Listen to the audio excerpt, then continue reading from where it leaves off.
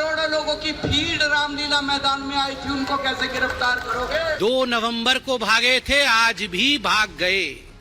2 नवंबर को जब उन्हें बुलाया गया था तो एक चिट्ठी अरविंद केजरीवाल जी ने लिखा था। वो चिट्ठी आप सबने देखा भी। क्या केजरीवाल को गिरफ्तारी का डर सता रहा है? क्या जेल में जाने के डर से दिल्ली के सीएम बहाना बना रहे हैं? क्या ईडी की पूछताछ से बचने के लिए आप संयोजक रैली और शिविर में जाने का प्लान तैयार कर रहे हैं? ये सवाल इसलिए क्योंकि लगातार ये दूसरी बार है जब केजरीवाल ईडी के सामने पेश नहीं हुए हैं। दिल्ली शराब घोटाला मामले में ईडी ने केजरीवाल को दोबारा नोटिस जारी कर पूछताछ के लिए तलब किया था, लेकिन ईडी के सामने पेश होने से पहले केजरीवाल पंजाब के होशियारपुर के लिए रवाना हो गए, जहां वो 10 दिवसीय विपश्यना शिविर में रहेंगे। यानी वो शिविर जहां मन को एकाग्र और शांत किया जाता है। विपश्यना शिविर पहुंचने के बाद केजरीवाल ने ईडी के समन पर जवाब दिया।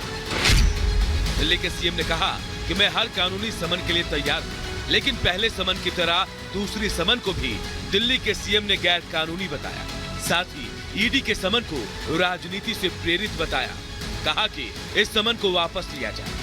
केजरीवाल ने लिखा कि मैंने अपना जीवन ईमानदारी और पारदर्शिता से जिया है, मेरे पास छिपाने के लिए कुछ नहीं है।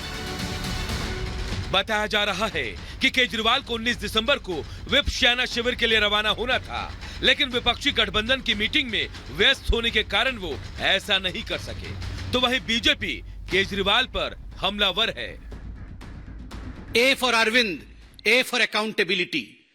और अरविंद और अकाउंटेबिलिटी कभी भी एक साथ नहीं चल सकते।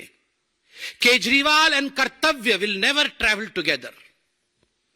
कभी भी अपने कर्तव्य का वहन करना एक जनप्रतिनिधि का कर्तव्य है कि यदि उसने घोटाला किया है और देश की सेंट्रल एजेंसी उसे बुलाती है तो उसे वहां जाना पड़ेगा, प्रश्नों का उत्तर देना पड़ेगा। केजरीवाल विपश्यना शिविर में 30 दिसंबर तक रहेंगे, यानी साफ है कि अगले 10 दिन तक वो ईडी दफ्तर नहीं जाने वाले। तो ऐसे में सवाल उठता है कि आखिर कब तक दिल्ली के सीएम प्रवर्तन निदेशालय से दूरी बनाए रखेंगे। अरविंद केजरीवाल ईडी के 3 समन को टाल सकते हैं। 3 समन के बाद ईडी कार्रवाई कर सकती है। कार्रवाई 2 तरह की होगी।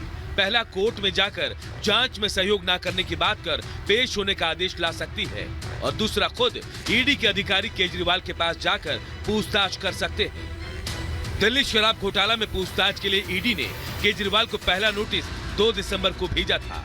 तब पहले से तय कार्यक्रम का हवाला देते हुए केजरीवाल ने पेश होने से इनकार कर दिया था। और अब दूसरी बार है कि विपश्यना शिविर की आड़ में केजरीवाल ने फिर से प्रवर्तन निदेशालय से दूरी बना ली है। Bureau report, Republic Bharat.